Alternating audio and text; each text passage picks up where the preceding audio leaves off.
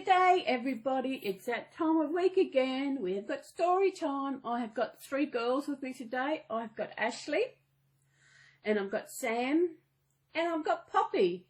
And of course Garfield decided he wanted to lay down here today. And my little angel Cece is up there above Sam. So this story is a good one, and it is Snow White. So let's get into Snow White. One dark winter night, a young queen was sewing next to her bedroom window. When she looked up to gaze at the winter moon, her needle slipped and pricked her finger. A single drop of blood fell upon the snow on the windowsill. She put down her sewing and watched the drop of blood spread out in the snow. "How beautiful it looks against the white snow and the black of the windowsill," she said. "I wish that I had a child with skin as white as snow, lips as red as blood, and hair of ebony black." The queen's wish was granted.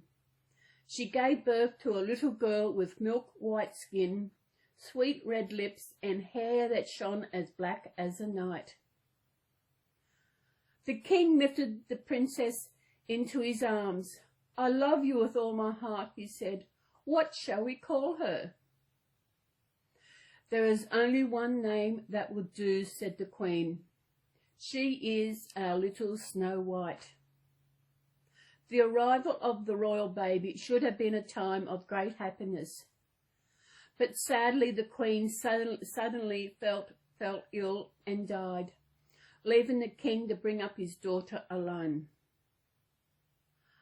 After a year had passed, the king advisors visited him.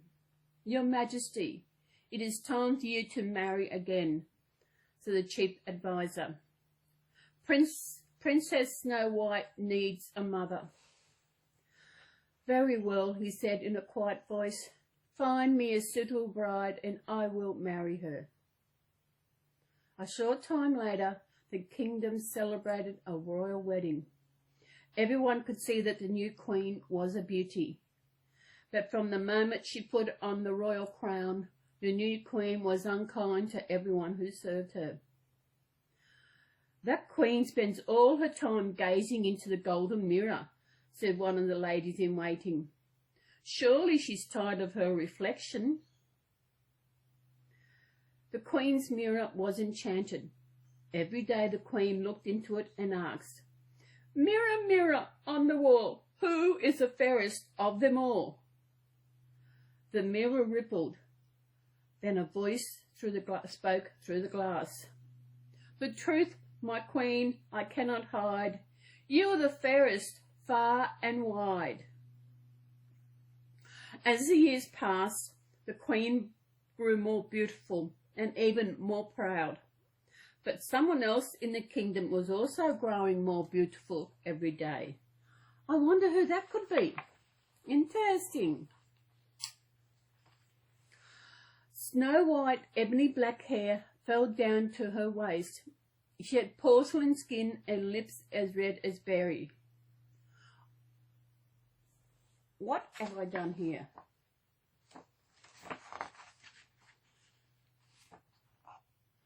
No, it's okay. I've got Mr. Page.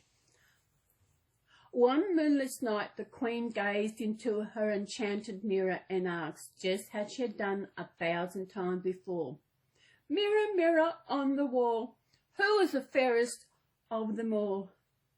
This time, however, there was a different reply. "Indeed, your beauty shines out bright, but not as fair as young Snow White." Every time she thought of Snow White, her jealousy grew, until she felt there was only one solution. She sent for the royal huntsman. "Take Snow White into the forest and kill her," she ordered. "Bring me the girl's heart. I want to know that she is gone forever." The huntsman's heart ached, but he was scared of the queen. The next day he took Snow White deep into the forest. As they walked, the girl chattered and sang. She chased after butterflies and skipped ahead to pick flowers. At last the huntsman stopped and took out his knife. Now it is time, he whispered to himself. I must kill this child. When Snow White saw the knife, she began to cry. Leave me here, she begged. I would never come back to the palace. Please. The huntsman couldn't bring himself to kill her. He let her go and killed a deer instead. Now he had a heart to give to the queen. After a long time stumbling through the forest, Snow White pushed her way through a thicket and stepped out onto a path. There stood a house, so small that if she stood on her tiptoes, she could reach the upstairs windows. What a quaint little home, said Snow White. She knocked on the door, but there was no answer. She pushed against it, and it swung open. Maybe I can sleep here for a while, she said. She kicked off her shoes and crept quietly upstairs. There she saw 7 beds lined in a row. Snow White sank onto the nearest bed.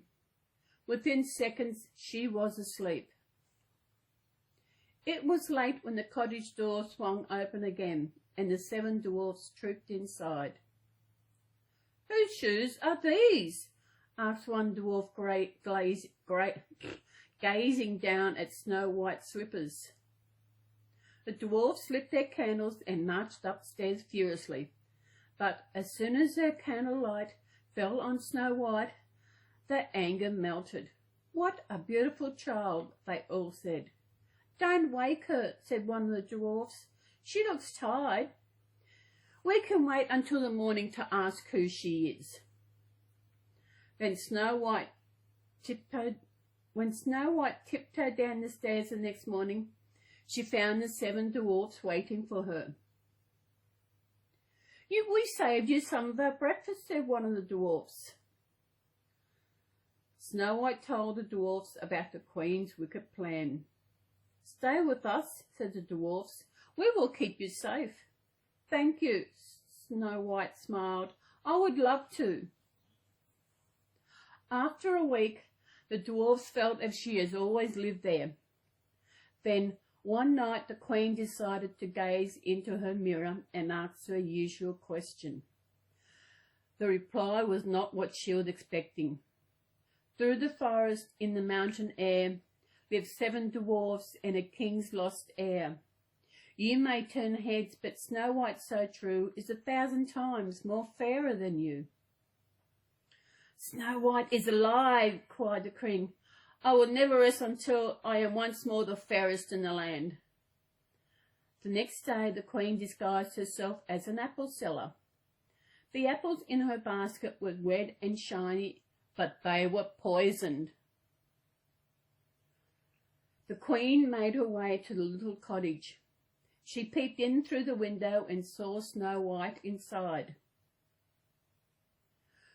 Would you like to buy an apple or 2, miss? She asked. They do look tasty, thought Snow White. Yes, please. The queen handed her the poisoned apple and watched as the girl took a tiny bite. Snow White instantly dropped to the ground. Oh no, Snow White! My brother, Snow White! When the dwarfs got back to the cottage that evening, they found Snow White lying on the ground with an apple gleaming in her hand. The wicked queen tricked her, they cried. The dwarfs laid Snow White in a clear glass coffin at the top of the mountain, where the most beautiful flowers grew.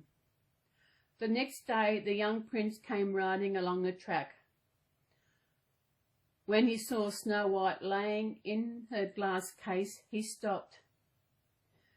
This might sound strange, he said, but I have fallen in love.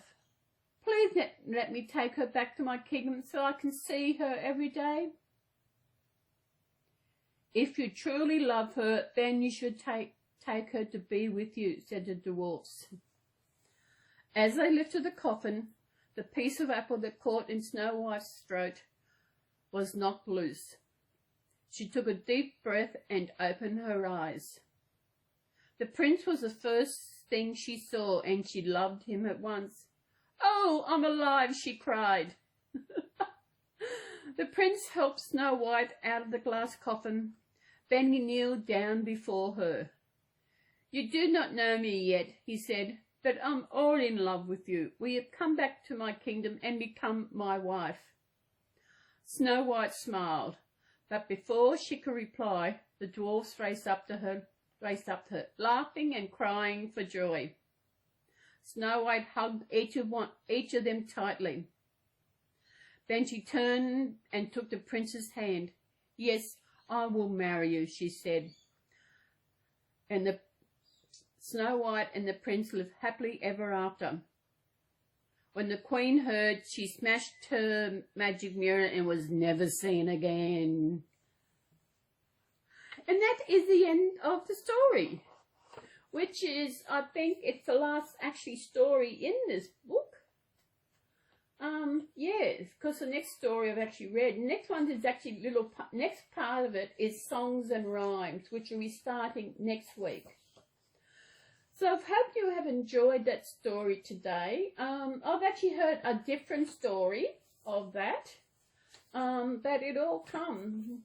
Because you all know it was Snow White and the Seven Dwarfs. Maybe it started out with just Snow White. So everybody, I hope you enjoyed that story today. As I said in the last 2 weeks, this week's Sunday chat was going to be a special chat. But what I've decided is I'm actually going to do the special part of the chat will be a video by itself, and the Sunday chat will be a special just by itself. So I've got another 2 videos coming up this weekend.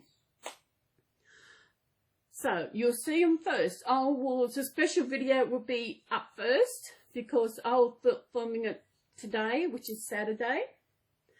But I'll have it uploaded. You'll see it before you'll see the Sunday chat. And yes, so that's it for today. And I'll talk more about what I've done with my camera, how I've got it going. So I will see you all later with my very special video. Even though it should be done tomorrow for the 22nd, I will be videoing it today, Saturday, but won't be uploading it until tomorrow. So that's because tomorrow is the day that it should be done. But because Sunday chat's always a long one, I'm not quite sure how long this one's going to be. I'll just do them separate. Oh, excuse me. Oh, yeah. So far it's beautiful. It's a bit early this morning. I'm doing my video today. I was awake early. I thought I got up, had breakfast, watched a bit of telly, and I thought I'd do my video and get it going. So we will see in my next video. We'll go see what it's about. You will know once you see the thumbnail on what the video is about. It turned out to be a very special video. So everybody, we will see you all tomorrow. If you want to say hello. And Garfield want to say goodbye. Bye. And we will see you later. Bye.